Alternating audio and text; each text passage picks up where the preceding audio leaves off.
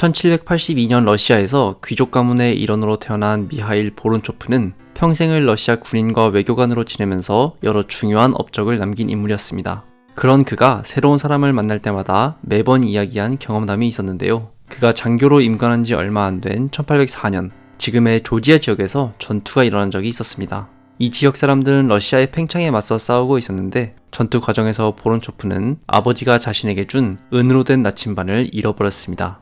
보론초프는 나침반을 잃은 것을 매우 아쉬워했는데 보론초프에 따르면 이 나침반을 발견한 상대 민족의 지도자는 이후 30여 년간 이 나침반을 들고 다녔습니다. 1830년대에 있었던 러시아와의 전투에서 이 지도자가 사망하자 러시아 군인들은 목에 걸린 나침반을 발견했습니다. 그리고 나침반에는 보론초프의 이름이 각인되어 있었기 때문에 군인들은 이를 즉시 보론초프에게 돌려주었습니다. 그런데 보론초프가 나침반을 그렇게나 중요시하고 이 흥미로운 이야기를 만나는 사람마다 들려주었던 것은 단순히 나침반을 아버지에게 선물 받았기 때문은 아니었습니다. 보론초프가 보기에 나침반은 문명의 상징이었고 자신이 군인으로 활동하면서 러시아가 영토를 확장한 것은 새로 정복된 지역에 문명과 근대성을 가져다 주는 것이었습니다. 나침반을 야만인에게 뺏겼다가 되찾은 것은 러시아의 프로젝트가 잠깐 시련을 겪었을지언정 결국에는 성공한다는 것을 보여주는 일화나 다름없었습니다. 이 이야기에서 알 수 있듯이 보론초프가 살았던 1782년부터 1856년까지 러시아는 특히 남쪽과 동쪽으로 영토를 광범위하게 확장했습니다.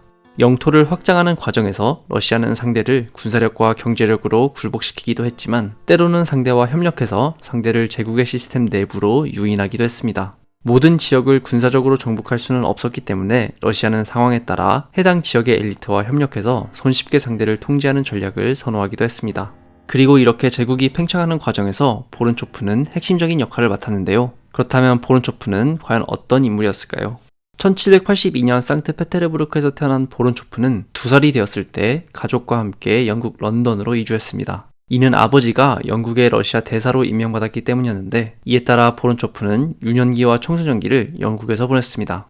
귀족 가문에서 태어난 보론초프는 영국에서 지내면서 러시아와 영국 최상류층과 지속적으로 교류했고 이 과정에서 어린 시절부터 국제 정세에 자연스럽게 눈을 뜨게 되었습니다. 러시아 고향에 50만 헥타르에 달하는 땅과 3만 명이 넘는 농노를 가지고 있었기 때문에 보론초프는 사실상 생계 걱정 없이 장교로 임관할 수 있었습니다. 그러나 보론초프에게는 비슷한 나이로 임관한 다른 귀족들과 한 가지 다른 점이 있었습니다. 대부분의 젊은 귀족들이 수도에서 편안한 군생활을 했던 반면 보론초프는 자진해서 변방인 지금의 조지아에서 근무했다는 것이었습니다.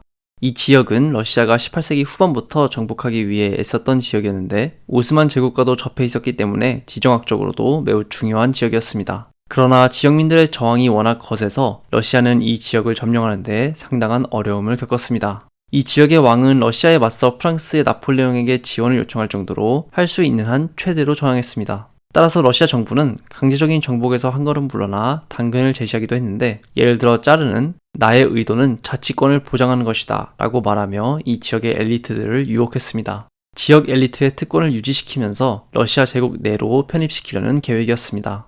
20살의 나이에 불과했지만 러시아 최상류층과 가까운 관계를 맺고 있던 보론초프는 이런 계획에 따라 곧 이 지역의 왕과 직접 협상을 진행하는 임무를 맡았습니다. 몇 주간의 협상 끝에 조지아 지역의 귀족들이 러시아 정부에 충성을 약속하는 대신 이 지역 귀족들의 정치적, 경제적 특권을 유지시키는데 양쪽이 합의했습니다.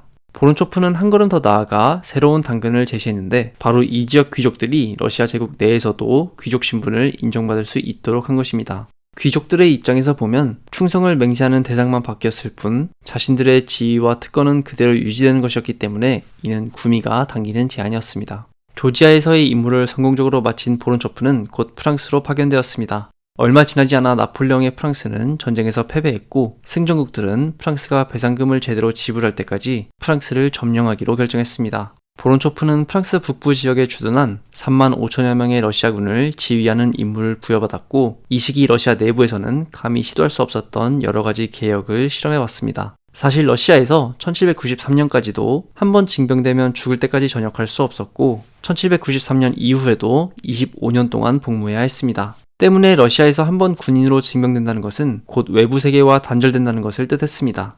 보론초프는 이런 문제점을 극복하고자 군대 내에 새로 우체국 시스템을 도입해서 군인들이 고향의 가족들과 교류할 수 있도록 만들었고 97%에 달하는 군인의 문맹률을 낮추고자 군대 내 교육제도를 정비했습니다. 물론 이런 여러가지 시도는 러시아 중앙정부의 뜻과는 거리가 멀었습니다. 사실 전제 군주제 안에서는 군인들이 외부 세계와 연락하고 글을 배우는 것이 시스템의 유지 그 자체만 놓고 보면 도움이 되지 않았습니다. 군인들이 글을 읽고 쓰고 교육을 받으면서 비판적 의식을 갖추게 되는 것은 오히려 체제의 안정성을 약화시킬 수 있다는 우려 때문이었습니다. 보론초프는 가문의 위상, 그리고 조지아에서의 자신의 업적을 내세워 독자적으로 개혁을 시도했지만 곧 반발에 부딪혔고 감사를 나온 중앙정부의 관료와 싸우는 과정에서 보직 해임될 위기에 빠지기도 했습니다. 때마침 러시아군의 프랑스 주둔이 끝나면서 이 갈등은 유야무야됐고 보론초프는 3년간의 휴식을 가졌습니다. 짧은 휴식 이후 보론초프는 1823년 우크라이나의 오데사로 파견되었고 그곳에서 20년 넘게 총독으로 지내면서 우크라이나 지역을 사실상 통치하는 중요한 임무를 맡았습니다. 이 시기 러시아는 우크라이나 지역을 새로 점령하면서 이곳을 일종의 새로운 정착 식민지로 만들려는 계획을 가지고 있었습니다. 정부는 이곳에 정착할 농민을 모아 이주시켰고 따라서 러시아와 유럽 곳곳에서 우크라이나에 새로 정착할 이주민들이 몰려오기 시작했습니다.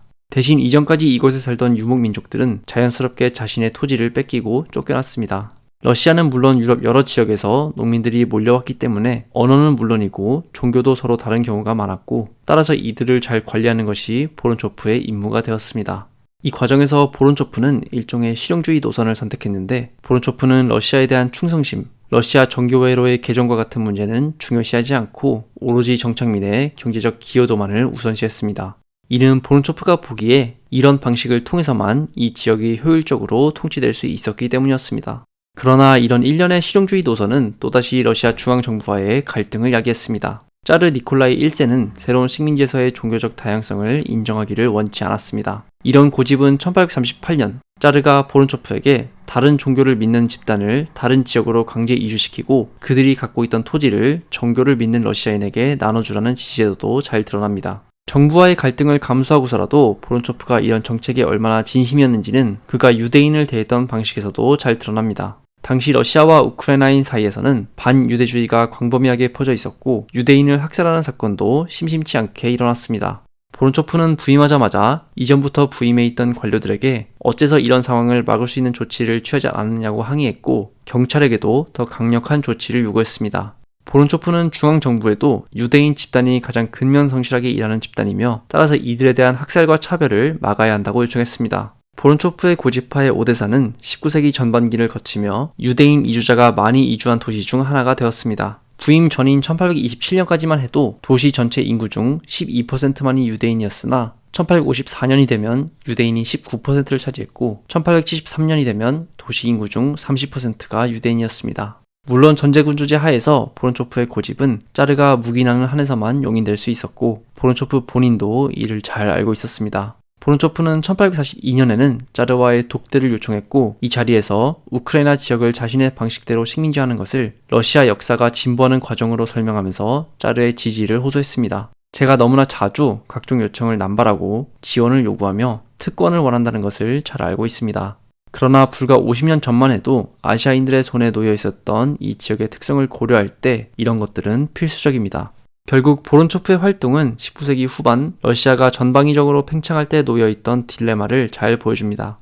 한편에서는 영토를 팽창해 나가면서도 새로 점령한 지역을 기존의 러시아와 최대한 똑같이 만들고 싶어 했던 이들이 있었고 다른 한편에서는 해당 지역의 파트너들과 협력하면서 느슨한 통치를 최선의 방법으로 여겼던 이들이 있었습니다.